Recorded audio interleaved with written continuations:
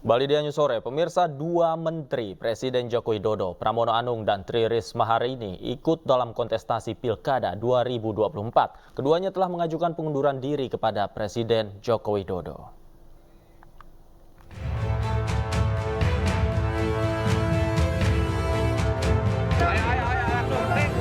Dua pembantu Presiden Joko Widodo ikut dalam kontestasi Pilkada 2024.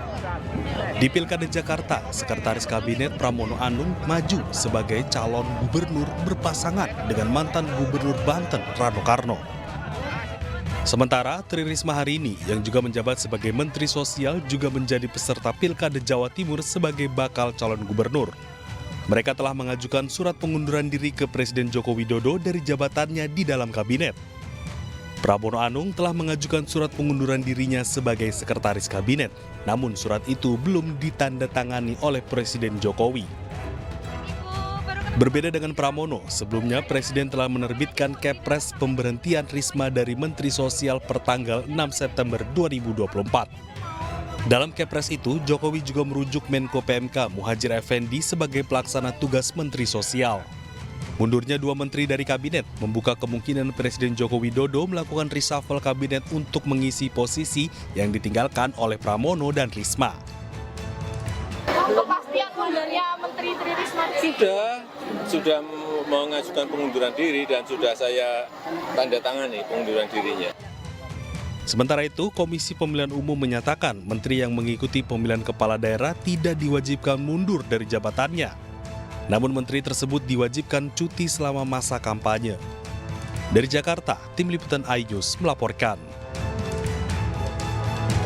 Jelang purna tugas pada Oktober bulan depan, Presiden Joko Widodo berpamitan kepada warga di sela-sela kunjungannya di Pasar Soponyono, Surabaya, Jawa Timur. Selain berpamitan, Presiden Jokowi juga meminta maaf jika ada hal-hal yang kurang berkenan.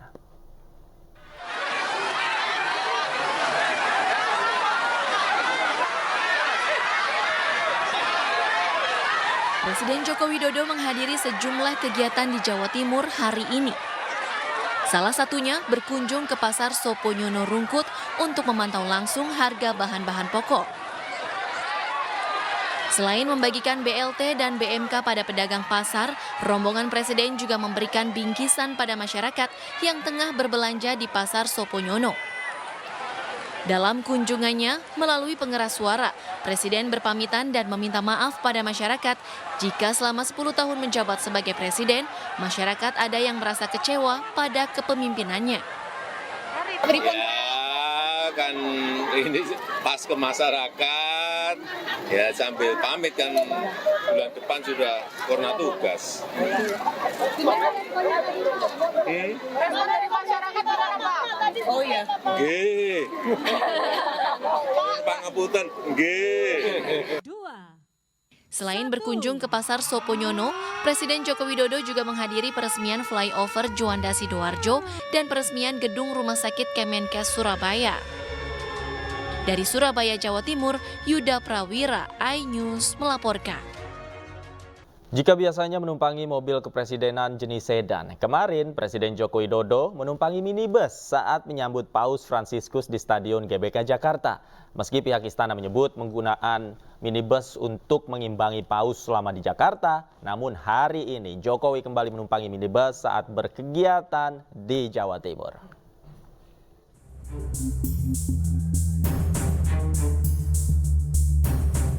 Kendaraan yang digunakan Presiden Joko Widodo saat menyambut Paus Fransiskus di kawasan Stadion Gelora Bung Karno, Senayan, Jakarta kemarin menyita perhatian masyarakat. Tak seperti biasanya, Jokowi kali ini terlihat menumpangi sebuah minibus dengan plat nomor RI1. Biasanya, Presiden Jokowi menggunakan mobil kepresidenan jenis sedan untuk acara kenegaraan. Penggunaan minibus ini diakui pihak istana untuk mengimbangi kunjungan Paus Fransiskus yang juga menumpangi minibus jenis yang sama selama berkegiatan di Jakarta. Sebelumnya Paus sendiri menolak menggunakan mobil mewah dan ia memilih minibus untuk mobilitasnya di Jakarta. Hari ini pun saat kunjungan kerja di Jawa Timur, Presiden Jokowi juga menggunakan minibus yang sama seperti Paus untuk menghadiri sejumlah acara. Tim Liputan iNews melaporkan.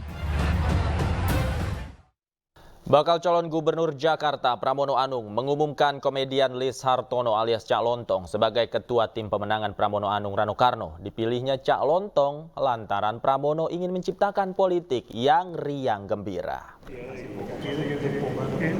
Hal ini disampaikan Pramono saat berkunjung ke kediaman Gubernur Jakarta 1997-2007 Sutioso alias Bang Yos di Jatisampurna, Bekasi, Jawa Barat. Pramono menyebut alasan pengumuman tim sesnya di rumah sekaligus Museum Bang Yos lantaran jiwa petarung yang dimiliki oleh Bang Yos.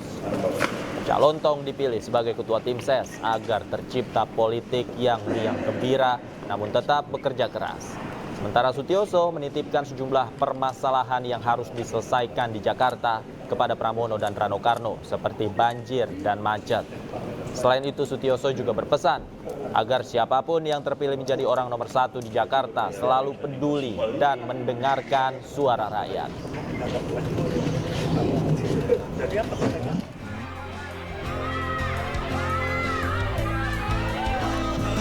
Sebelum ditunjuk menjadi ketua tim pemenangan Pramono Anung Rano Karno, Cak Lontong sudah terlibat di dunia politik sejak Pilpres 2014, yaitu saat kampanye Joko Widodo dan Yusuf Kala. Ia juga turun lapangan mengkampanyekan pasangan Ganjar Mahfud di Pilpres 2024. Ketua tim pemenangannya pasti di luar dugaan semua, yaitu Cak Lontong. Karena kami ingin menyampaikan bahwa tim ini adalah tim yang bergembira ria tapi serius. Jadi Cak Lontong, nama Cak Lontong itu Cak Lontong Lis Hartono. Kenapa nama-nama ini saya umumkan di tempatnya Bang Yos? Karena energi Bang Yos sebagai petarung itu menginspirasi kami untuk mengumumkan di tempat ini. Karena ini Bang Yos, pertanyaan ini berkali-kali ditanyakan. Siapa yang menjadi ketua tim pemenangannya? Dengan berbagai asumsi bahwa nama-nama yang ada nanti bisa dicek sebelumnya menjadi timnya siapa dan sebagainya. Yang jelas kami menampung nama-nama itu dengan penuh kesadaran dan ini adalah tim yang akan bekerja untuk pemenangan saya. Saya nggak usah dipanggil Bang, saya pakai Mas Pram aja sama Bang Dul. Jadilah gubernur kalau terpilih nanti yang luwes, bisa bergaul dengan semuanya dan bisa mempersatukan keragaman tadi, itu hal yang sangat penting sekali. Nah terus ada pesan saya juga, buat diteliti gitu, gubernur-gubernur itu punya proyek-proyek strategis apa yang belum selesai, jadi itu dilanjutkan. Kenapa masih macet terus? Karena pola transportasi makro yang terdiri dari MRT, kereta bawah tanah, LRT, busway, alternatifnya lagi waterway, belum selesai. Nah. Sementara bakal calon gubernur daerah Jakarta, Ridwan Kamil mendapatkan wejangan saat silaturahmi ke kediaman mantan Wakil Presiden Republik Indonesia Yusuf Kala di Brawijaya, Kebayoran Baru, Jakarta Selatan. Pertemuan tertutup dari awak media berlangsung lebih dari 1 jam. Ngambil gambar keluarin dulu. Bakal calon gubernur daerah Jakarta, Ridwan Kamil, sowan ke kediaman mantan Wakil Presiden ke-10 dan 12 Republik Indonesia Yusuf Kala. Dalam pertemuan tertutup tersebut, JK memberikan wejangan agar RK fokus untuk membenahi kampung kumuh tanpa penggusuran. RK juga membantah ajak Yusuf Kala masuk ke dalam tim pemenangan Ridwan Kamil dan Suswono. Siapa sih? Udah siap buat Ya nanti sehari 2 hari pasti saya kabarin, insya Allah. Kalau soal ini persyaratan KPUD? Ya itulah kenapa nanti kalau kami terpilih, kami akan shopping lahan-lahan yang mungkin tidak dari nol ya, atau sebutnya greenfield, tapi dari brownfield. Brownfield itu tadi membangun di atas pasar, kemudian kampung kumuh kita bangun dulu setahun, setelah itu dia balik lagi, kekumuhannya sudah jadi rapi dalam 3-4 lantai misalkan. Jadi nanti di waktunya gagasan-gagasan kreatif insya Allah saya coba hadirkan, tapi poinnya pesan Pak JK itu ya. Tidak hanya di Jawa Barat, 3 pasangan bakal calon gubernur Jakarta belum melengkapi persyaratan administrasi. KPU Jakarta memberi tenggat waktu bagi para pasangan bakal calon untuk melengkapinya hingga 9 September mendatang. Terus kalian naskah visi-misi penyampaian hasil penelitian persyaratan administrasi Cagup dan Cawagup Jakarta yang digelar di kawasan Taman Sari, Jakarta Barat, Ketua KPU Jakarta menyampaikan bahwa hingga saat ini ketiga pasangan bakal calon gubernur DKI Jakarta masih belum melengkapi sejumlah persyaratan administrasi.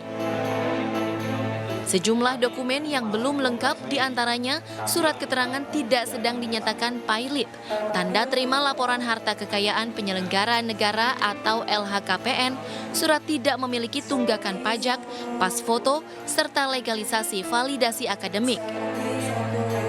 Hari ini kami KPU menyampaikan hasil penelitian persyaratan administrasi kepada tiga bakal pasangan calon dan tim.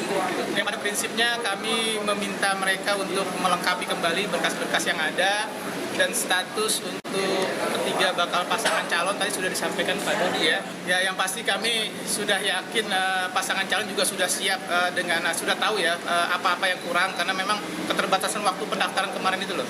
Jadi mereka sudah berkomunikasi sama kami untuk melengkapi berkas-berkas yang kurang tersebut. KPU Jakarta memberikan tenggat waktu hingga 9 September mendatang bagi para pasangan bakal calon untuk melengkapinya. Sementara untuk penetapan pasangan calon akan dilakukan 22 September 2024 dan pengundian nomor urut pasangan calon dilakukan pada 23 September 2024. Dari Jakarta, Miftahul Gani, iNews melaporkan. Seluruh pasangan bakal calon gubernur dan wakil gubernur Jawa Barat juga belum memenuhi syarat administrasi pencalonan. KPU Jawa Barat pun memberikan waktu selama 3 hari untuk memperbaiki kelengkapan dokumen.